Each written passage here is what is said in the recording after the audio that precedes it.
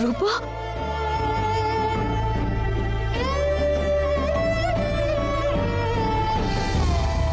ছর্দি, আমরা কোথাও যাইনি, এখানেই আছি। আমাদের মনে চিরকাল তুমি এভাবেই থাকবে।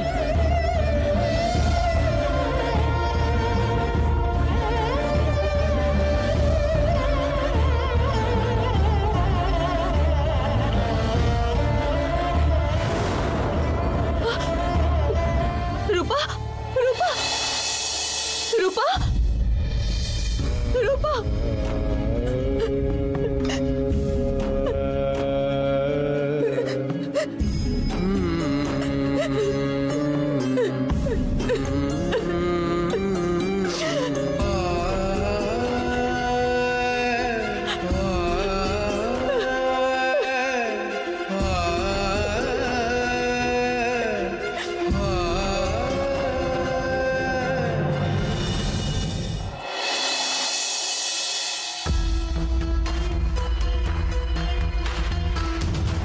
না, কাল আমি ফ্রি নেই। শিবানীর জন্য ইনকাম ট্যাক্সের যে এনকোয়ারিটা হয়েছিল সেখানে যাচ্ছি। খুব বাজেভাবে ফেঁসে আছি আমি, ওটারই এনকোয়ারি আছে। অন্য কোনো দিন মিট করব।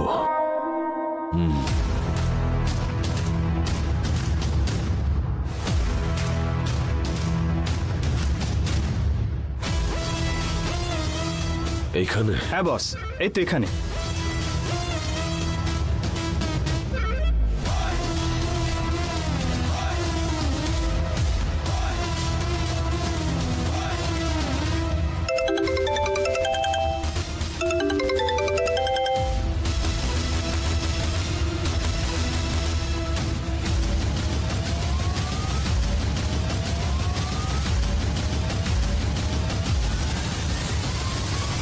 বলুন প্রতাপ বাবু।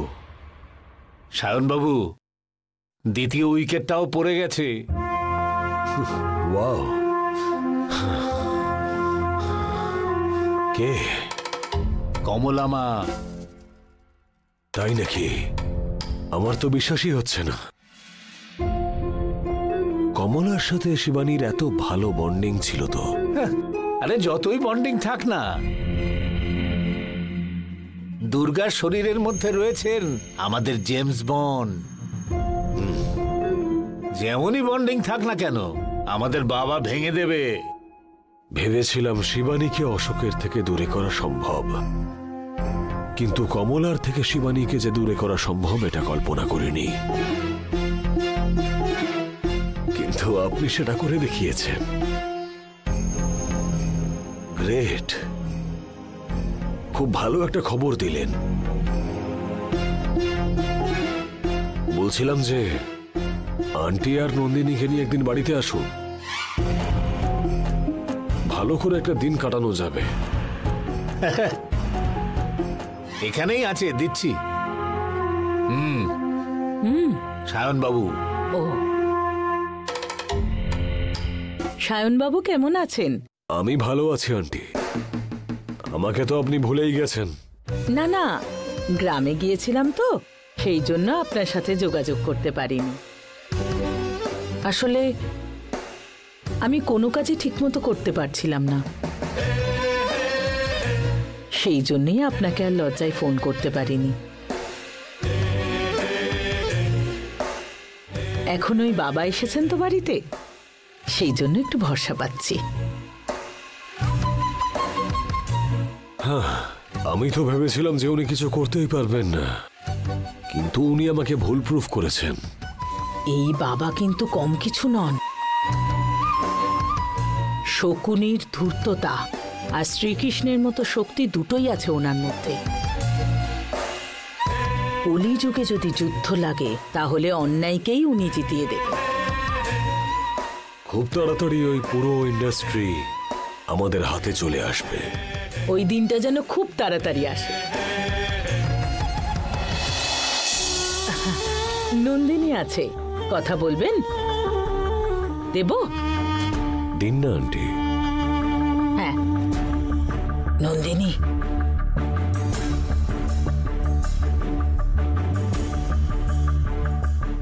হাই। হাই, কেমন আছেন? I am fine. আপনি? পার্সোনালি আমি খুব ভালোই আছি। প্রফেশনালি আপ ডাউন হতেই থাকে। একদিন সময় করে আসুন না। কি করতে আসবো? আসার জন্য তো একটা বিশেষ কারণ থাকা প্রয়োজন। কোনো একটা কারণ তো ক্রিয়েট করাই যায়। ঠিক বুঝতে পারলাম না। Just joking. আসতে যখন পারেন না, একটা মেসেজ বা কল তো করতেই পারেন। শিওর, অবশ্যই করব। আপনার সাথে কথা বলে বেশ ভালো লাগলো। Take care. You too take care.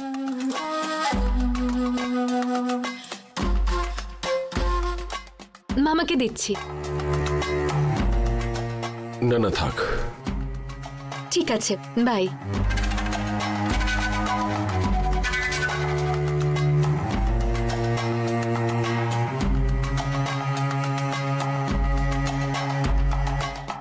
মামা, নন্দিনী, আমাদেরও ভালো সময় আসছে।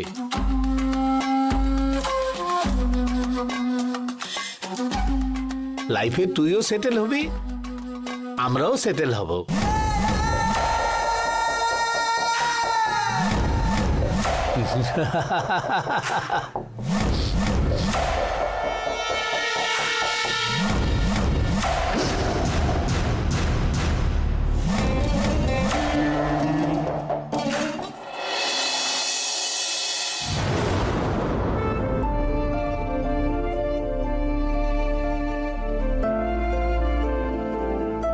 রূপালি বাড়ি ছেড়ে চলে গেল, তারপর কমলাদিদাও চলে গেল।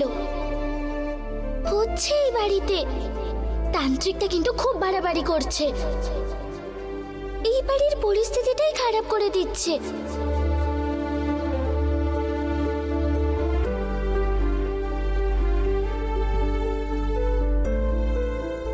না, কমলাদিদা কেন ছেড়ে চলে গেল?